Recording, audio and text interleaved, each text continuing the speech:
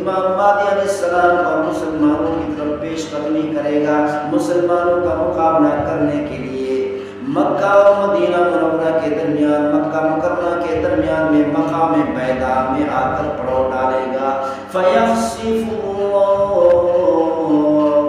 اللہ تعالیٰ اس پورے کے پورے لشکر کو زمین کے اندر دھنسا دے گا، ایک فوجی بھی نہ بچ سکے گا۔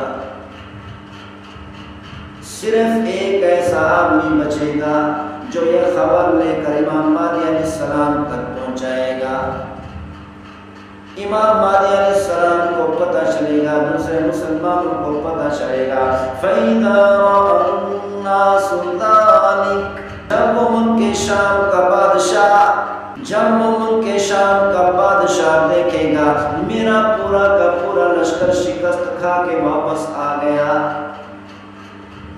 تو بڑا لشکر جرار تیار کرے گا، بہت بڑا لشکر تیار کرے گا، اس لشکر کی سرپرستی خود کرتا ہوں۔ امام مہدی علیہ السلام اور مسلمانوں کی طرف پیش قدمی کرے گا مسلمانوں کا مقابلہ کرنے کے لیے مکہ و مدینہ منورہ کے درمیان، مکہ مکرمہ کے درمیان میں مقام بیضا میں آ کر پڑاؤ ڈالے گا۔ فَيَخْسِفُ اللہ تعالیٰ اس پورے کے پورے لشکر کو زمین کے اندر دھنسا دے گا، ایک فوجی بھی نہ بچ سکے گا۔ صرف ایک ایسا آدمی بچے گا جو یہ خبر لے کر امام مہدی علیہ السلام تک پہنچائے گا۔ امام مہدی علیہ السلام کو پتہ چلے گا، دوسرے مسلمانوں کو پتہ چلے گا۔ فَإِذَا رَأَى النَّاسُ ذَلِكَ جب لوگ دیکھیں گے کہ اللہ تعالیٰ نے امام مہدی علیہ السلام اور مسلمانوں کے اتنے بڑے مخالف اتنے بڑے لشکر کو، مسلمانوں کے امام مہدی علیہ السلام کے مخالف بادشاہ کو، بادشاہ کے پورے لشکر کو اللہ تعالیٰ نے زمین میں دھنسا دیا۔ جب لوگ یہ نصرت دیکھیں گے، یہ فتح مسلمانوں کی دیکھیں گے، تو شام کے ابدال اور دوسرے مسلمانوں کی مختلف جماعتیں مختلف علاقوں سے ہجرت کر کے امام مہدی علیہ السلام کے ساتھ آ کر مل جائیں گی۔ امام مہدی علیہ السلام کا لشکر بڑھ جائے گا، امام مہدی علیہ السلام کی اقتدار کرنے والے بڑھ جائیں گے۔ اس طریقے سے امام مہدی علیہ السلام مسلمانوں کے لشکروں کو ساتھ ملا کر کافروں کا زور شور سے مقابلہ کریں گے، کفریہ طاقتوں کو پاش کر کے زمین کے اوپر عدل و انصاف کو قائم کر دیں گے۔ حدیث شریف میں ابدال کا لفظ آیا، ابدال کسے کہتے ہیں؟ مسلمانوں کی ایک صالح جماعت، نیک جماعت جو اللہ کی عبادت کرنے والی ہوتی ہے، اسے ابدال کہتے ہیں۔ صرف عبادت کرنے والی نہیں ہوتی، زمین کے اندر سے منکرات کا خاتمہ کرنے کی کوشش کرتے ہیں، زمین کے اوپر بد اخلاقی کو ختم کر کے اخلاق حمیدہ کو لوگوں کے اندر پیدا کر دیتے ہیں، انہیں ابدال کہتے ہیں۔ پیغمبر صلی اللہ علیہ وسلم نے ارشاد فرمایا، زمین کے اوپر قیامت تک، جب تک قیامت قائم نہیں ہوگی، 70 ابدال زمین کے اندر ضرور رہیں گے۔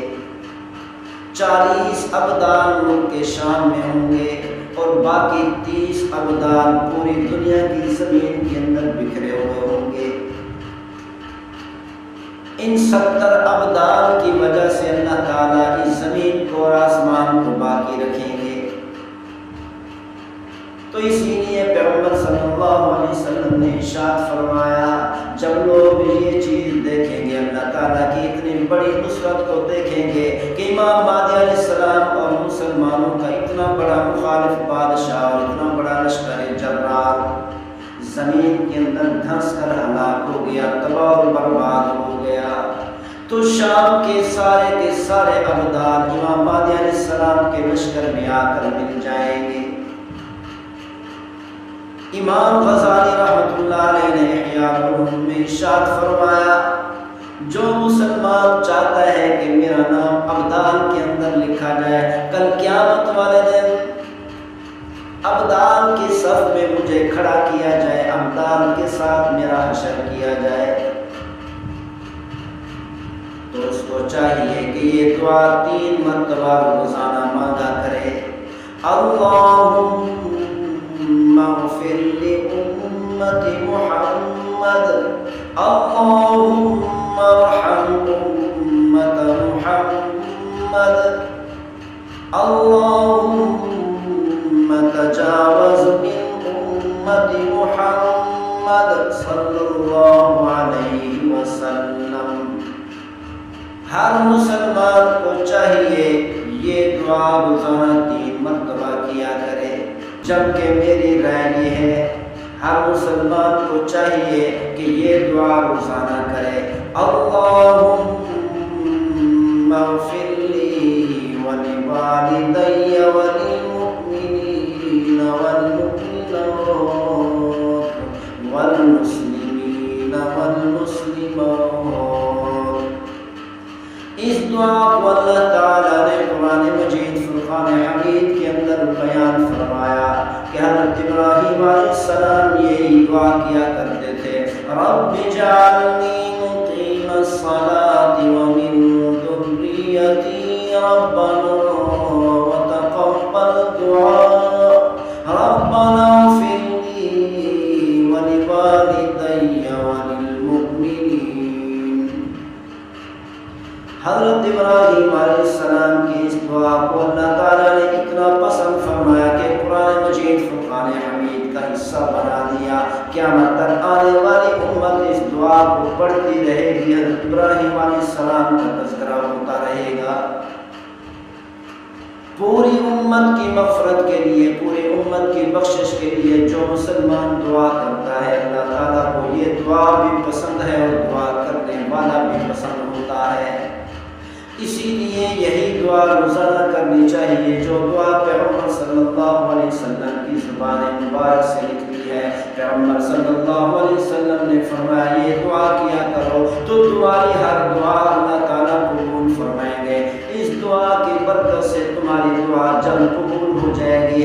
اللہم اغفر لی ولوالدی وللمؤمنین والمؤمنات والمسلمین والمسلمات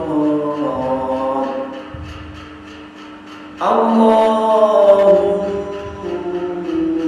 ارحم المؤمنین والمؤمنات والمسلمین والمسلمات اللہم اہد المؤمنین والمؤمنات والمسلمین والمسلمات إلى الصراط المستقیم۔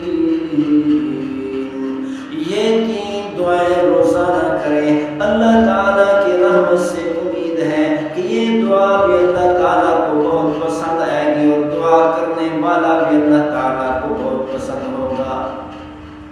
پوری امت کے لیے پیغمبر صلی اللہ علیہ وسلم گڑ گڑا کر دعائیں مانگا کرتے تھے اور رو رو کر دعائیں مانگا کرتے تھے، آنسو بہا بہا کر دعائیں مانگا کرتے تھے۔ پیغمبر صلی اللہ علیہ وسلم پوری امت کی بخشش کی دعائیں مانگتے تھے، گھنٹوں گھنٹوں پیغمبر صلی اللہ علیہ وسلم سجدے میں پڑھ کے پوری امت کی بخشش کے لیے دعائیں مانگا کرتے تھے۔ یہی وجہ ہے کہ اللہ تعالیٰ اس محبوب صلی اللہ علیہ وسلم کو بہت پسند فرماتے ہیں۔ یہی وجہ ہے کہ جو انعامات اللہ تعالیٰ نے اپنے اس محبوب صلی اللہ علیہ وسلم کو عطا فرمائے ہیں، پہلے انبیاء علیہ السلام میں سے کسی نبی کو نہیں